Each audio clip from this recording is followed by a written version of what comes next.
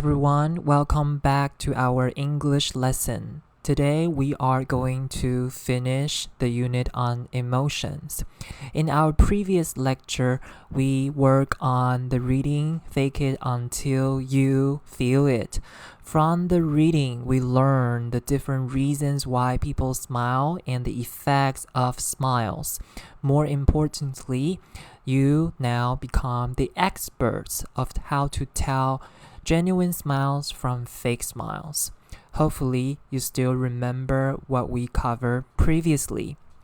In our lecture today, the first thing we will do together is to learn what public speaking is.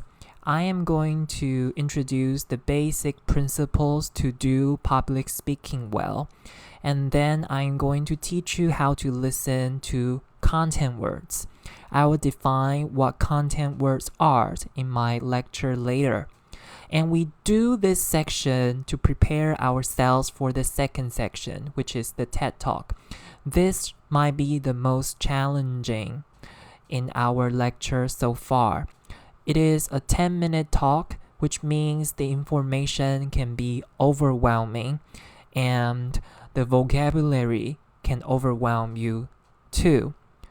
But don't worry, I'm going to teach you how to get ready for the overwhelming information.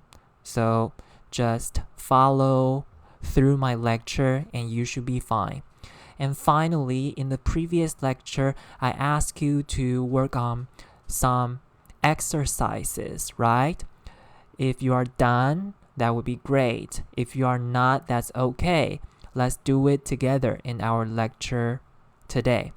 Okay, so now you know what our goals are, then let's get started.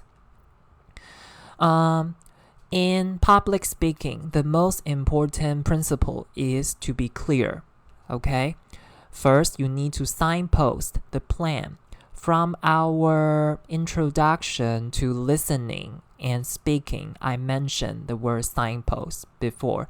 It means you tell the readers, or in our case, we're talking about speaking here, you tell the audience the number of points you are going to make in the very beginning. Just like what I did a minute ago. I just told you there are 3 goals for our lecture today. That is an example of signposting. So please do that when you present on stage. And when you speak, if you can do that, that will make your speech very easy to follow and understand. And second, keep it simple, okay? You don't need to impress people with fancy and difficult vocabulary. Clarity is the most important. You just want people to understand what you are saying. That is always the most important goal in public speaking. And then we also need to emphasize key words. So how do we emphasize key words? We will put stress on those words. We will talk a bit more about this later. Okay, so this is the reference for signpost in Chinese for you. And then the second principle is you need to talk to the audience. Do not look at the screen all the time when you present on stage, or look at your script all the time when you talk to people. You need to look at your audience, just like what I'm doing now. I look at the camera sometimes because I am talking to my students. So when you do that, you need to pay attention to what and how you are saying. You should be very sensitive to the style or pace that you are speaking. Is it too fast, or am I speaking clearly enough?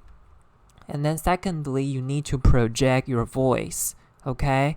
You cannot talk too quietly, otherwise people might not feel your passion and energy, and ultimately they will lose interest in your talk.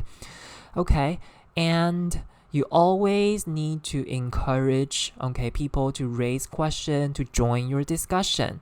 Okay, and when you speak, you can also raise questions to keep your audience interested, and you can also get their attention.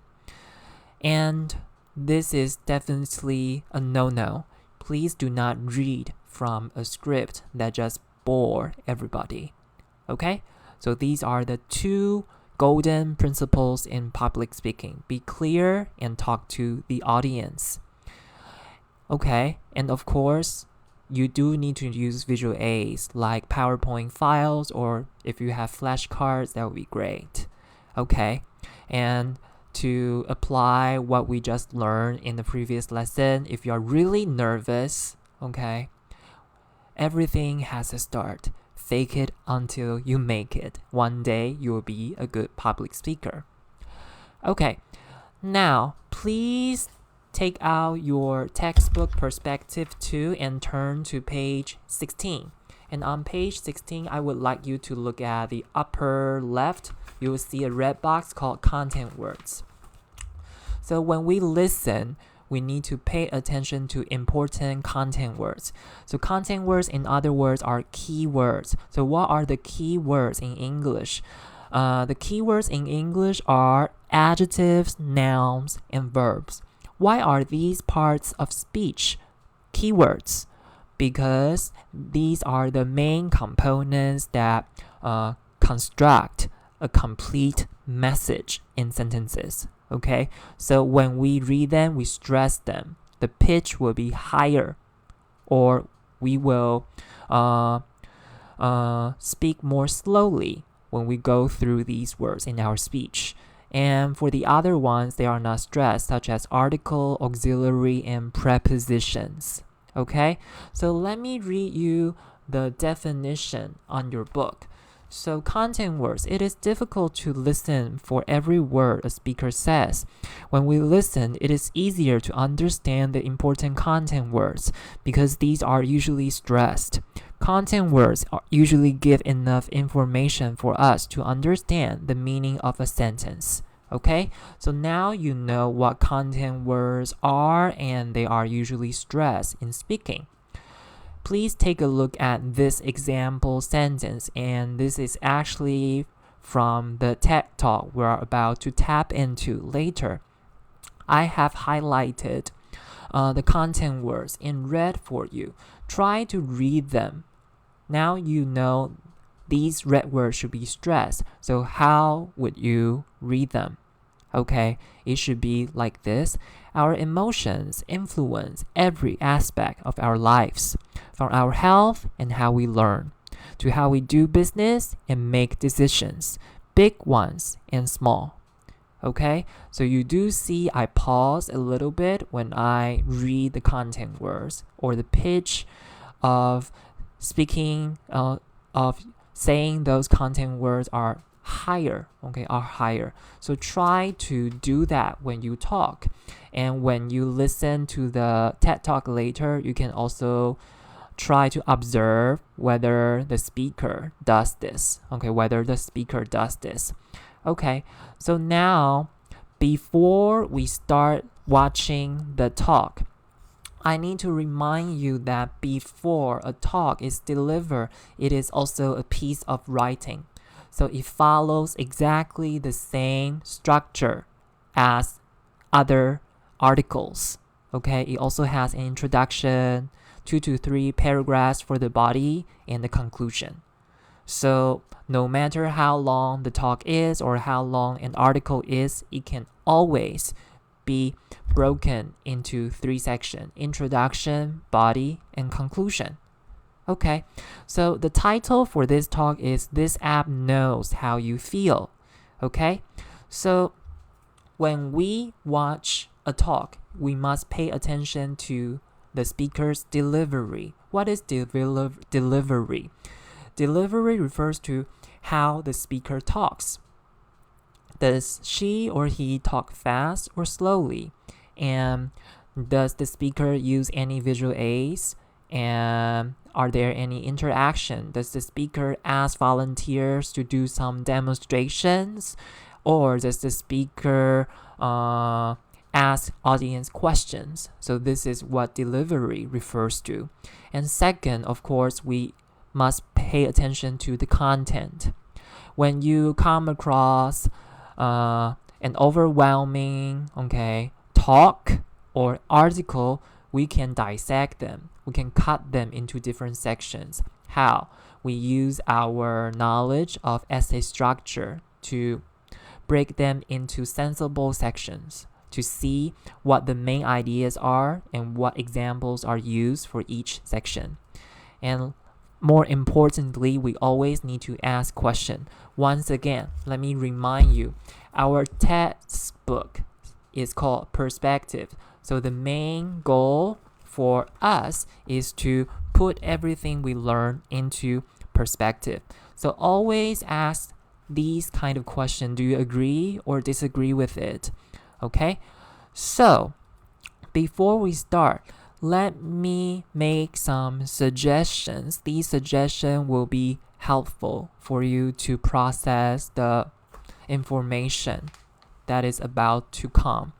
So for the tech talk later, I do have a transcript for you to follow the talk. So if you can, please go to Tron class and download the transcript, name app_1, okay? And then later when we watch the talk, you will work on that transcript. Let me show you what that transcript looks like. The transcript looks like this, okay? The transcript looks like this. You see there are blanks, right? There are blanks.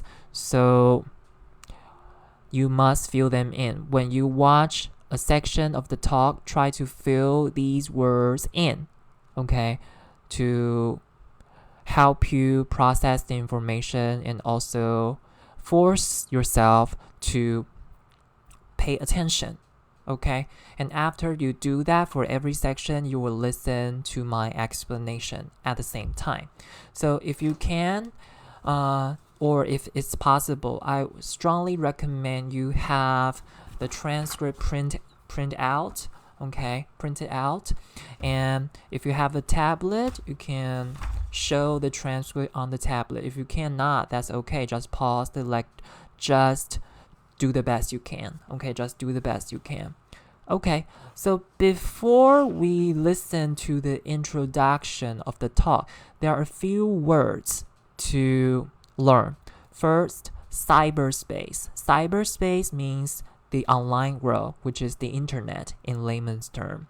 And intimacy is a noun. It means the condition of being very close or familiar. And devoid means without what is usually we have in our everyday life, so without typical or expected feature. And this is how we usually use it, be devoid of. And the next one is cognitive. Cognitive is an adjective. It refers to thinking, reasoning, and remembering. Okay, and then last two, intelligent means showing high degree of mental capacity, which means very smart. So if you say the speaker is very intelligent, then it means you think the speaker is quite smart. And evolve means to produce by natural processes. Okay, so the most important theorist of evolution is Darwin, right? Is Darwin. Okay, so these are the new words for you in the introduction. Cyberspace, intimacy, be devoid of, cognitive, intelligent, and evolve. Okay, so now let's listen to the first section of the talk.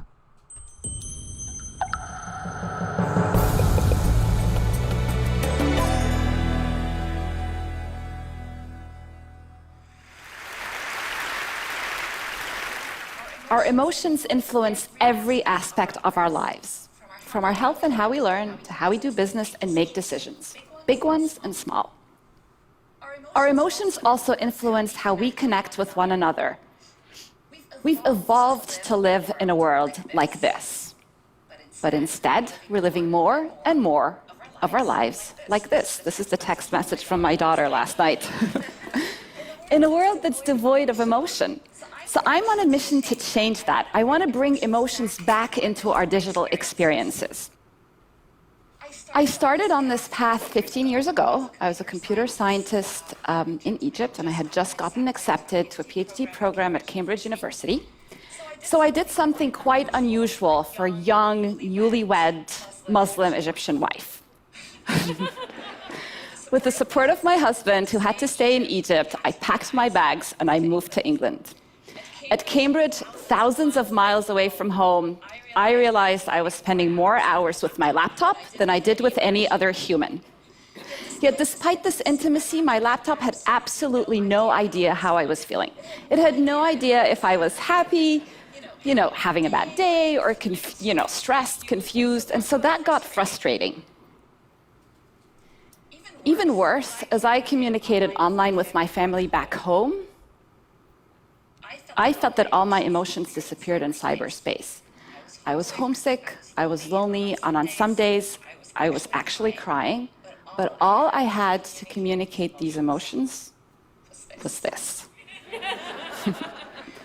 Today's technology has lots of IQ, but no EQ, lots of cognitive intelligence, but no emotional intelligence. So that got me thinking, what if our technology could sense our emotions? What if our devices could sense how we felt and reacted accordingly, just the way an emotionally intelligent friend would? Those questions led me and my team to create technologies that can read and respond to our emotions. And our starting point was the human face. Okay, so this is the introduction of the talk. Okay, so it might be slightly difficult for you to get the big picture of the introduction, but let me unpack the talk for you. Okay, so we were at 2 minutes and 35 seconds, so we will come back later. So when we talk about an introduction, don't forget the 3 components we have introduced before: background, problem, and solution. And this is exactly what we have to find from the introduction. So if you do still remember, these are the images the speaker used in her talk.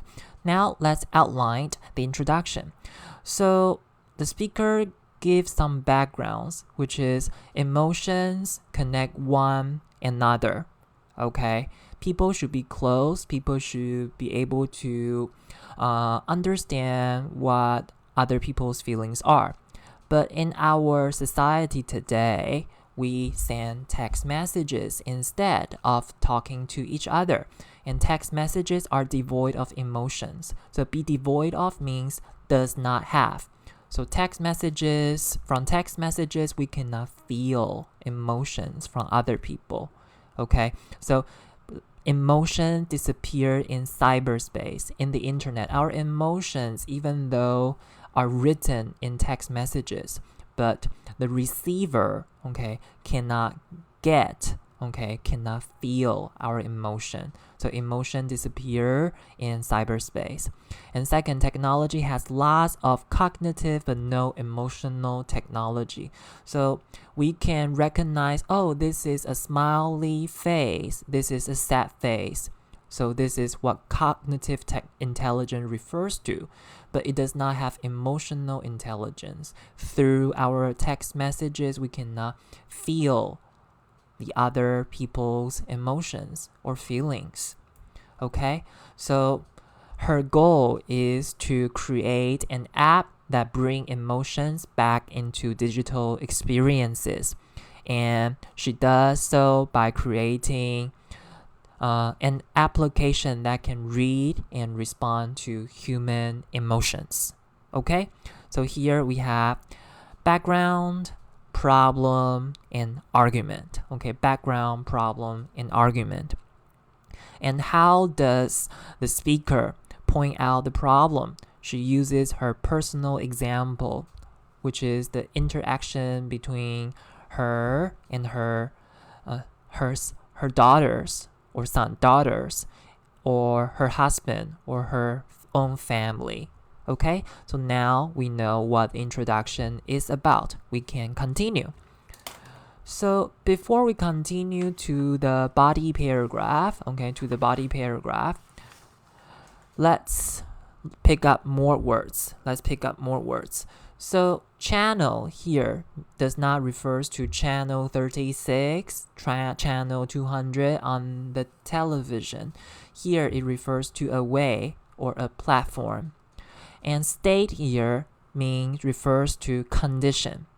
Empathy means the action of understanding certain feelings or ideas. 3 more. Curiosity refers to the desire to know.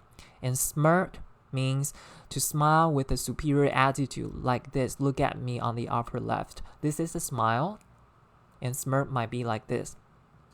Okay, so subtle, the B here is silent. Okay, so it's not subtle, it's subtle. It means very small, difficult to understand, very delicate. Okay, very delicate.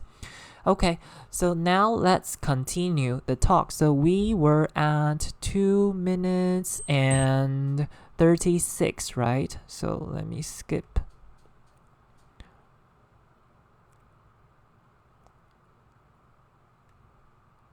Okay, it's about here. Happens to be one of the most powerful channels that we all use to communicate social and emotional state.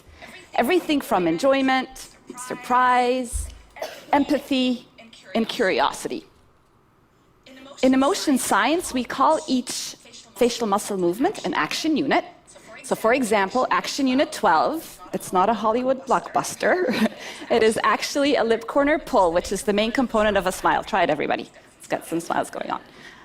Another example is action unit 4. It's the brow furrow. It's when you draw your eyebrows together and you create all these textures and wrinkles. We don't like them. But it's a strong indicator of a negative emotion. So we have about 45 of these action units, and they combine to express hundreds of emotions. Teaching a computer to read these facial emotions is hard, because these action units, they can be fast, they're subtle, and they combine in many different ways. So take, for example, the smile and a smirk. They look somewhat similar, but they mean very different things. So a smile is positive, a smirk is often negative. Sometimes a smirk can make you become famous. But seriously, it's important for a computer to be able to tell the difference between the two expressions. Okay, so from this section, okay, is the first section of the body. So we need to identify the topic and the examples the speaker uses in her talk. So these two are the images she uses in this section. So the topic here is how the human face functions. Here we come across several terms. Okay, several terms. First, she points out that we use our face to communicate social and emotional states. So states here means conditions. So people can tell whether a person is sad or happy through their faces. And each facial muscle movement is called an action unit, and we use different muscle movement to create different facial expressions. Okay?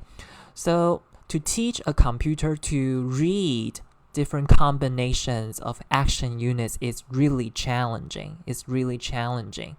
For example, small differences, subtle differences, a smile and a smirk. Okay, just like what the speaker shows you, okay, in her talk. Okay, so now this is what this section is about. Okay, what this section is about. Let's continue. Okay, let's continue. So let me see. Okay, so before we continue, we need to actually pick up some more words first. First is called algorithm. This is the key word you must learn from the lesson. Okay, algorithm means a step-by-step procedure for solving a problem. It is usually about math or about data. And deep learning refers to how a computer is one of the ways a computer learns different things. So deep learning refers to a process that teaches machine how to process information. For example, statistics, in other words, numbers, in the same manner as the human brain. Okay? Characteristics here means feature. Demonstrate means to show. And shrink means to become smaller. Okay, so let's go back to the talk to listen to the following section on teaching the computer to recognize different action units. So let me fast forward. So we were here. Yeah. Able to tell the difference between the two expressions. So how do we do that? We give our algorithms tens of thousands of examples of people we know to be smiling, from different ethnicities, ages, genders, and we do the same for smirks. And then using deep learning, the algorithm looks for all these textures and wrinkles and shape changes on our face and basically learns that all smiles have common characteristics, all smirks have subtly different characteristics. And the next time it sees a new face, it essentially learns that, this face has the same characteristics of a smile, and it says, aha, I recognize this. This is a smile expression. So the best way to demonstrate how this technology works is to try a live demo. So I need a volunteer, preferably somebody with a face. Chloe's going to be our volunteer today. So over the past 5 years, we've moved from being a research project at MIT to a company where my team has worked really hard to make this technology work, as we like to say, in the wild. And we've also shrunk it so that the core emotion engine works on any mobile device with a camera, like this iPad. So let's give this a try. Okay, let's pause here to unpack the information here. So the key here is using algorithm to teach the computer to read different action units, in other words, different facial expressions. So the researcher first collected examples of people of different background, like different ages, ethnicities, and gender, right? And through these facial expressions of different people, they try to find what they have in common, okay? They try to find what they have in common, okay? And then you can see the speaker asked a volunteer, Chloe, to help us do that, okay? To help us do that, okay? So far, we know the reason why the speaker wants to create an app like this is because she thinks technology is not able to make the recipient of a message feel human emotions, and she wants to bring human emotions back through this application. And now you know the mechanism, which means how this app functions, and learn to identify human emotions.